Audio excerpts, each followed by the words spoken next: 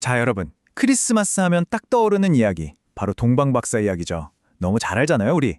그런데요, 만약에 이 이야기가 그냥 동화 같은 이야기가 아니라 무려 600년 동안 이어진 어떤 비밀 임무의 마지막 보고서 같은 거라면요. 심지어 눈에 보이지 않는 세계에서 벌어진 거대한 우주 전쟁의 기록이라면 어떠실 것 같으세요? 오늘 우리가 알던 그 익숙한 이야기의 커튼을 젖히고 그 뒤에 숨겨진 엄청난 세계로 한번 들어가 보겠습니다. 바로 이 한 문장. 우리가 동방에서 그의 별을 보고 그에게 경배하러 왔노라. 여기에 모든 미스테리가 담겨 있어요. 생각해 보세요. 그냥 하늘에 뜬 별이 아니에요. 그의 별이라고 딱 집어서 말하잖아요. 이게 대체 무슨 뜻일까요? 그리고 이 한마디가 어떻게 온 우주를 뒤흔드는 거대한 전쟁의 시작을 알리는 신호탄이 됐을까요? 그러니까 이 사람들 도대체 정체가 뭘까요? 그냥 동방에서 온 박사들? 그게 다일까요? 그리고 그들이 하늘에서 봤다는 건 대체 뭘까요? 자, 오늘 이 질문의 답을 찾아서 아주 먼 과거로 시간 여행을 한번 떠나보겠습니다. 자, 첫 번째 파트입니다. 별과 왕, 그리고 하나의 질문. 일단 우리가 너무 잘 안다고 생각했던 그 이야기부터 다시 한번 찬찬히 뜯어보죠. 왜냐하면 그 익숙함 속에 우리가 놓치고 있던 어마어마한 질문이 숨어 있거든요.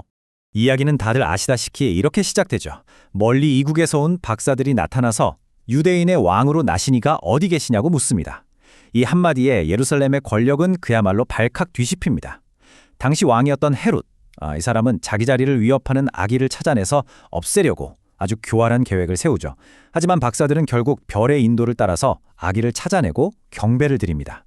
그리고 꾼에서 경고를 받고는 헤롯을 피해서 다른 길로 돌아가죠. 아기의 가족도 마찬가지로 헤롯의 칼날을 피해서 이집트로 급히 몸을 숨깁니다. 겉보기엔 성탄 카드에나 나올 법한 평화로운 장면 같지만 그 속에는 정말 살벌한 암투와 긴장감이 흐르고 있었던 거죠. 자, 바로 이 지점에서 이 이야기의 가장 큰 미스테리가 드러납니다. 한번 보세요. 이 두 그룹의 반응이 너무나 다르잖아요. 외부인, 그러니까 이 동방 박사들은 목숨을 걸고 수천 킬로미터를 날아와서 아기 앞에 엎드려 경배했어요. 근데 정작 내부자들, 헤롯 왕과 성경 박사들은요. 바로 자기들 코앞에 왕이 태어났는데도 가만히 앉아서 살인을 계획합니다. 박사들은 하늘에 뜬 별, 그 표적 하나에 모든 걸 걸었는데 내부자들은 수백 년 동안 기록된 그 명백한 예언들을 그냥 무시해버렸어요. 아니 도대체 왜 이런 말도 안 되는 역설이 벌어진 걸까요? 그 답을 찾을 수 있는 실마리가 놀랍게도 지금으로부터 무려 2600년 전 고대 바빌론에 잊혀진 기록 속에 숨겨져 있었습니다. 600년이나 묵은 비밀이죠. 자, 그러려면 먼저 우리가 동방박사라고 부르는 이분들의 정체부터 확실히 해야 해요.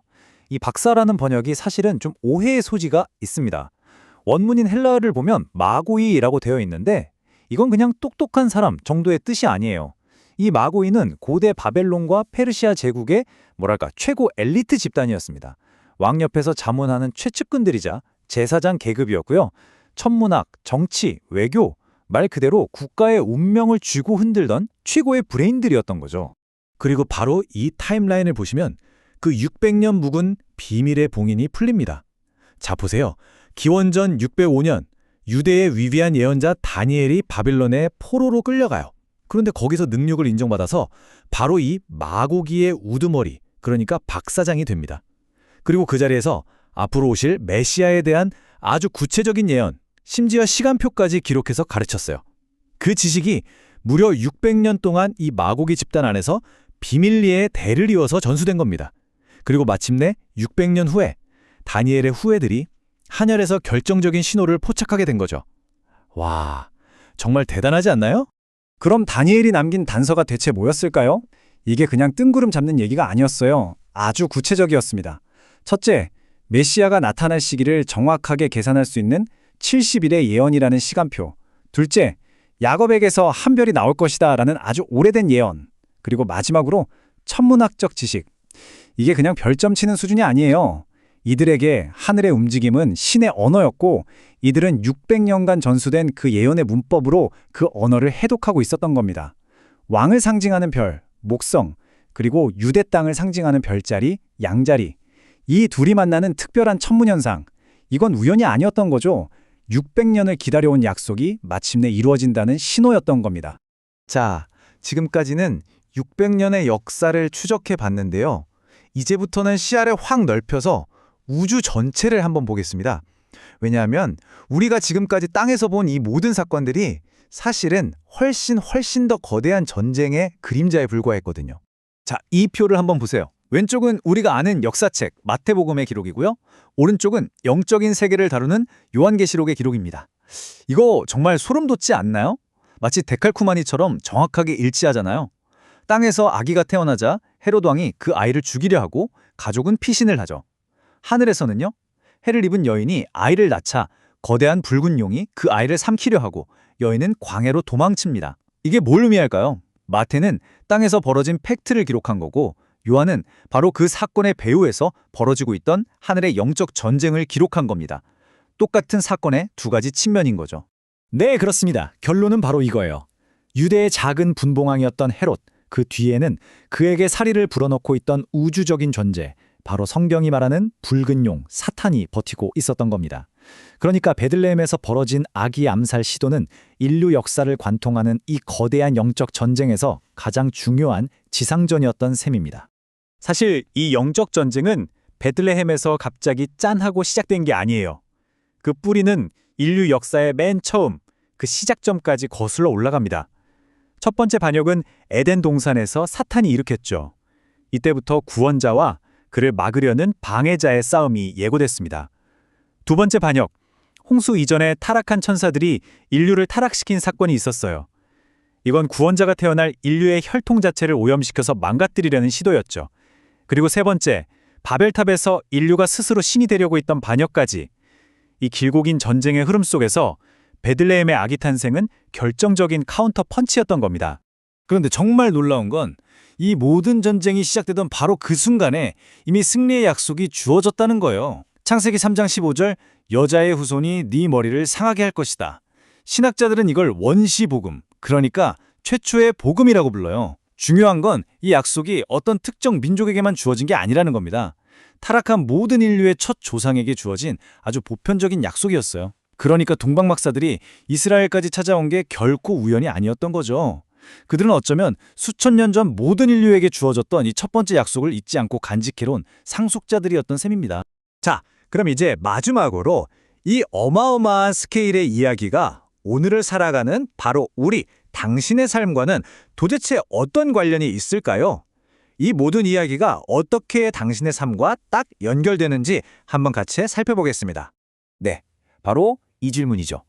수천 년 전에 있었던 천사들의 전쟁, 고대의 예언, 이런 거대한 이야기가 오늘 내가 겪는 소소한 일상, 내 평범한 하루와 도대체 무슨 상관이 있단 말인가요? 첫 번째 메시지는 바로 이겁니다. 여러분의 삶은 절대로 작거나 무의미하지 않다는 거예요.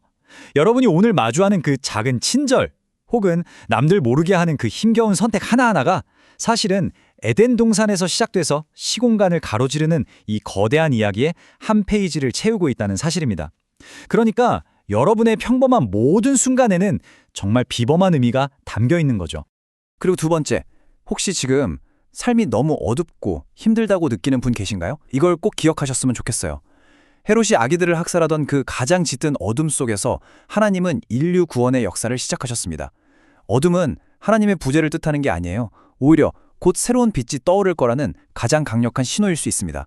마지막으로 바로 이것만은 꼭 기억해 주세요.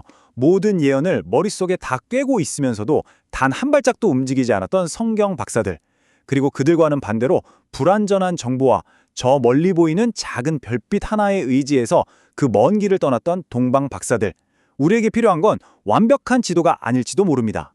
지금 내 앞에 주어진 아주 작은 빛, 그 빛을 따라서 그냥 다음 한 걸음을 내디딜 용기, 어쩌면 우리에게 필요한 건 딱 그것뿐일지도 모릅니다. 에덴 동산에서의 첫 반역부터 오늘을 살아가는 당신의 삶에 이르기까지 이 길고 장대한 드라마가 결국 우리에게 들려주는 단 하나의 메시지가 있다면 바로 이것일 겁니다. 타락한 천사들이 인류를 망가뜨리려 했을 때도, 헤롯이 아기 예수를 죽이려 했을 때도 그 모든 어둠과 방해를 뚫고 하나님은 결국 당신을 향한 그 구원의 약속을 기어이 지켜내셨습니다. 그 하나님은 단 한 번도, 단 한순간도 당신을 포기하신 적이 없습니다. 그리고 앞으로도 영원히 절대로 포기하시지 않으실 겁니다.